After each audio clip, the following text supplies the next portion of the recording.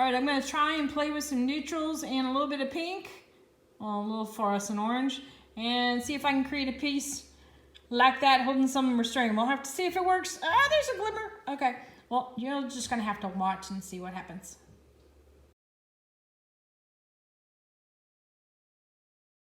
Okay, so I'm gonna try playing with the neutrals again. So this is kind of take 2, but this time I'm gonna use some pink as the accent. So I've got a couple different pinks here. I've got, well, pink and Senora Magenta. And I've also got some of the, let's see, Illuminate Flow Orange. So it'll be a nice little punch of color. And I changed out my brown, so I have some couple light ones and then an espresso. So let's see how these do together. My last one I tried, I ended up doing a big blend of colors and it turned out so it was like, ooh, I like that. I don't want to change anything. Stop here. Because I'm already thinking, I was like, ooh, what am I going to draw on top of that? It's like a nice little background.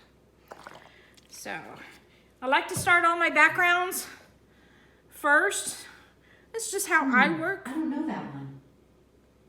Okay, somehow I set off my Siri. I'm not sure how, but oh well. Anyway, I like to start off a lot of my backgrounds first with like an alcohol wash.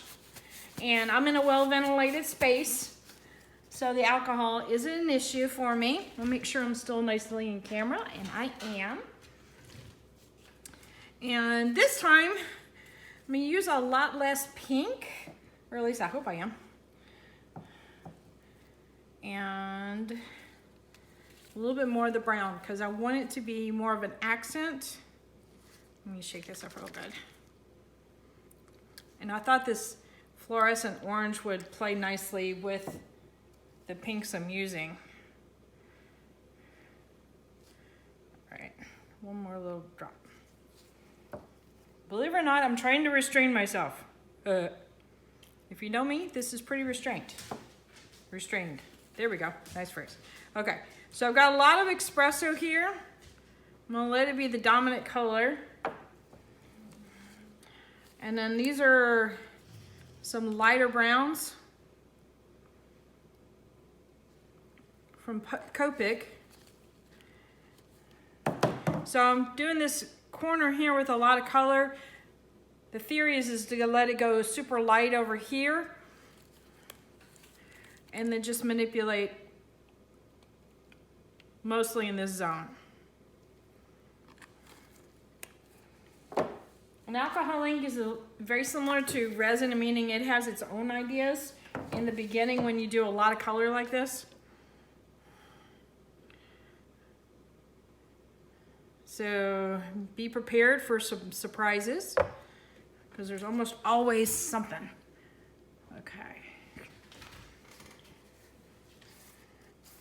So that's what I mean by an initial wash in the background, because I really like how they blend together when you do that.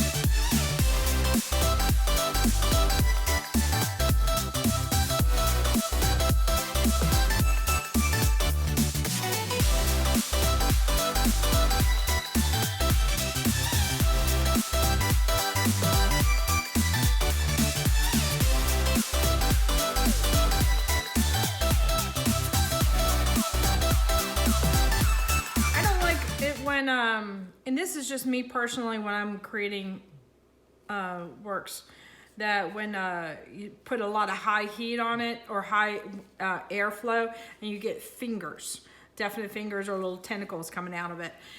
Sometimes they work really well. Sometimes I was like, I don't like it. So I'll usually go back over, and that's what I was doing there, adding a little bit extra alcohol, kind of blending out the tentacles a little bit. But sometimes it works out really well. So I'm definitely not saying don't have them in your piece.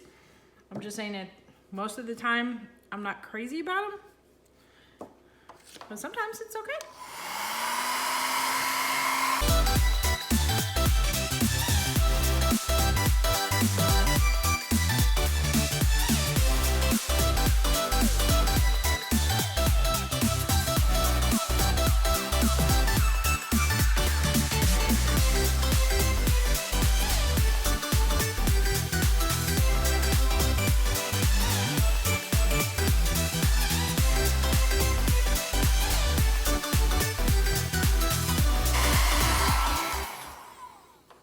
I always like to use the description of the, your alcohol ink is kind of like your flock of sheep, and your dryer or whatever your air source is your sheepdog.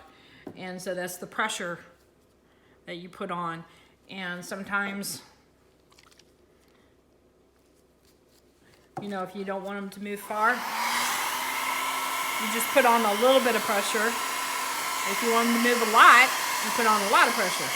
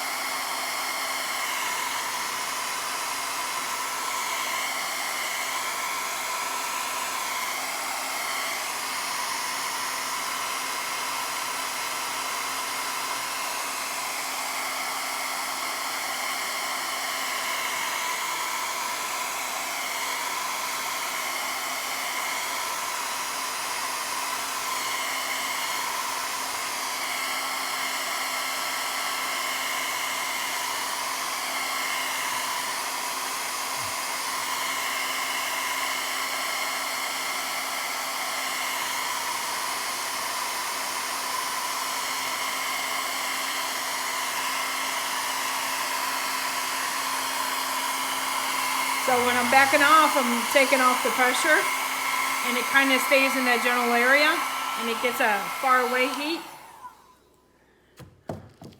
But when I'm really close, it wants to push it away from me. In other words, if I'm here, the ink wants to go further away from me.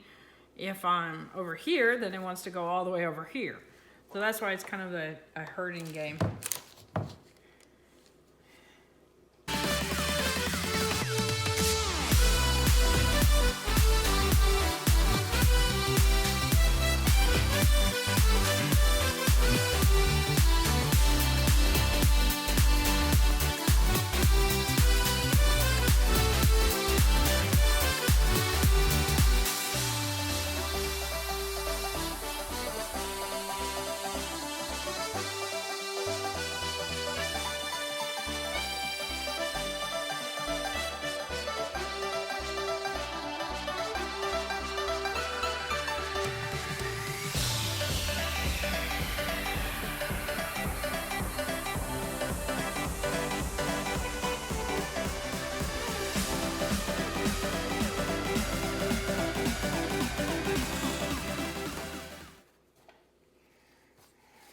And you see when I added the alcohol to this in this area that it got rid of some of that extra texture that the paper towel left behind.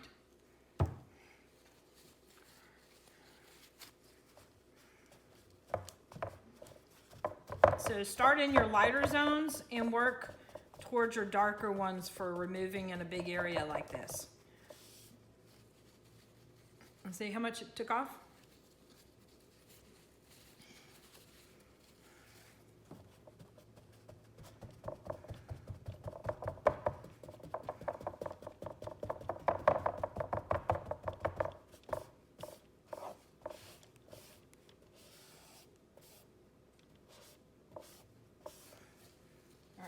That was a lot more too. make sure you're still in camera zone. Knocked it off a little bit. That's okay. All right, got another one of these little guys here. I usually have 2 of these filled up with alcohol, and I really like using them. Happened upon it accidentally, or I should say not accidentally, with a friend of mine, and she recommended it. It was like, I didn't see, it was like, why? But when I started doing this, it was like, okay, makes a lot of sense. Very convenient size. The thin needle, you can put exactly where you want to put it. Okay, so you see a lot of the dark area right in here. I'm trying to blend this color into this, so now the dark area is really standing out as a line. So I'm moving the alcohol back and forth, kind of massaging over the ink a bit to kind of activate it and wake it up so I can blend it in.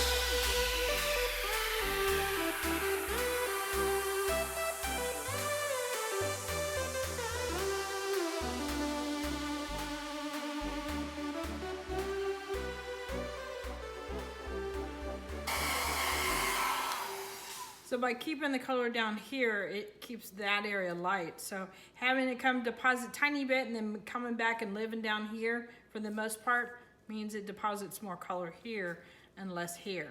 And that's what it was kind of doing, a little bit here, a little bit here, a little bit here, a little bit here, but more down in here. So let's see, I might add a little bit of color up in here. Sometimes some inks will leave color behind on some substrates. This is a pre-gessoed board, and sometimes it's susceptible to some particular colors. And so when I was patting some of this off, it did leave a little bit of texture here that doesn't seem to be coming off. So I'm just gonna bring the color around like this up a little bit to cover up that area. Some substrates come off all the way to white. But I happen to really like these boards because I also use them for resin as well. And I'll throw in a little fluorescent.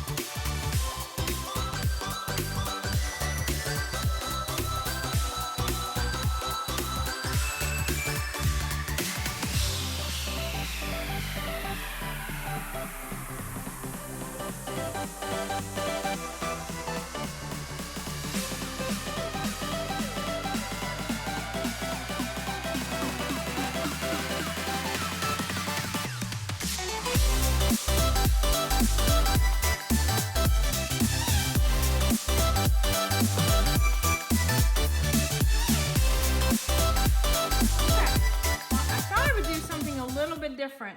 I was thinking about adding some pinata like copper or brass or something like that, but I got some goodies in the mail and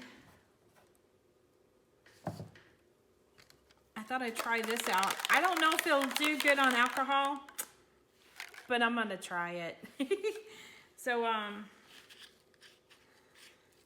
Erica has been playing with this stuff, and I ordered it, I think, the first time I saw it, going, oh, and I've been waiting this entire time to bring it in. So I am super excited because I have another piece that I got this specifically for, and I want to make sure that it works well first. before I mess with it. So let's see if I can do something here. I don't know if this will work as good. I just want to add some sprinkle dots is all I want to do right now.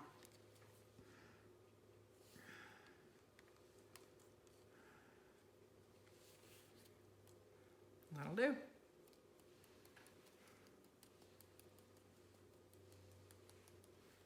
Because I think on this espresso, the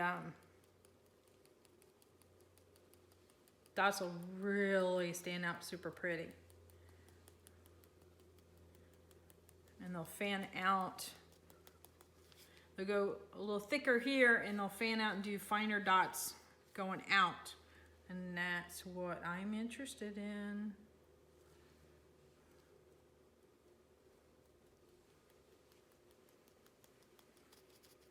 So I'm just playing, or I should say experimenting, to see how it'll do. Because I've got two panels that I want to create. Oh shoot, I don't remember if it's Greek or what, but it's a creature I want to do in the water. And I've already got it drawn out, so it's like waiting for me to work on it. But I need to do a test piece on resin to see how well this does just painting on resin. Oh, give me that lid back.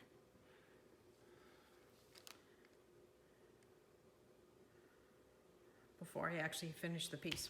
Anyway, so yeah, I get distracted by what I'm doing and I can't talk and art at the same time.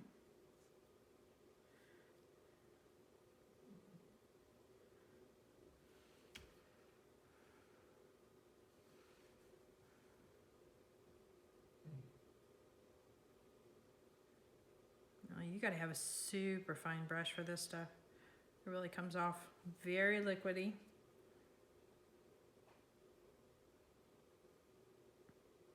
Which I like. I have to play with how to almost like water it down too.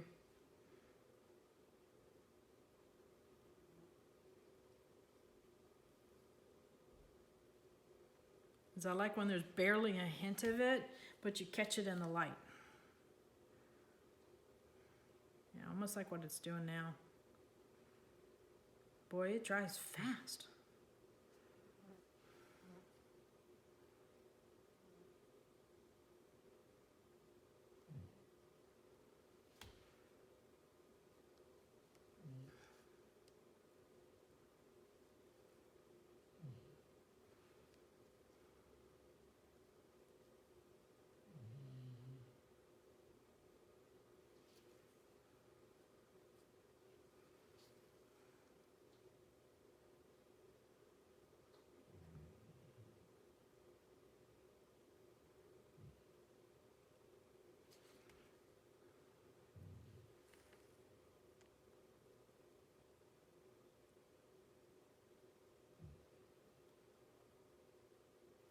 So I'm kind of going with the lines, but it's more like the feel of what the lines are doing.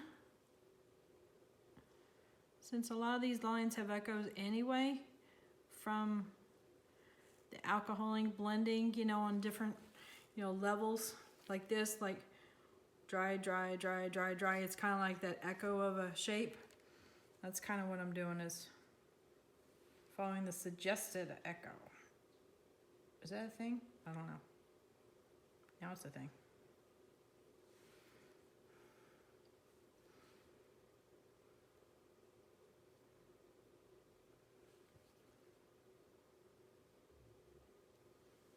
All right, I think I want to do a few more dots.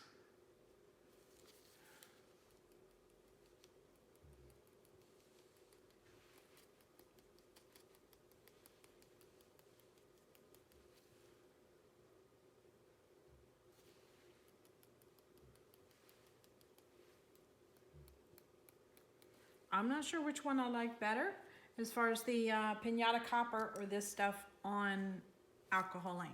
So I'm gonna bring you guys in for a close-up. But I think I'm good stopping there. All right. I moved you quick. So sorry. So let me pull you in an angle so you can see the metallic sheen of the liquid copper. So that's coming out rather nicely.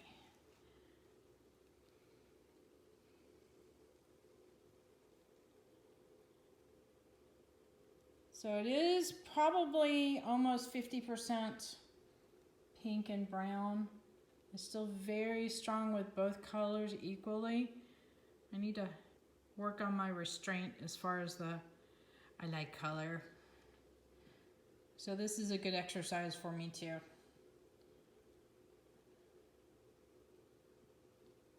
Alrighty. Hit that like button, hit the subscribe button. Definitely hit the bell to get notified when I put another video up. Later, y'all.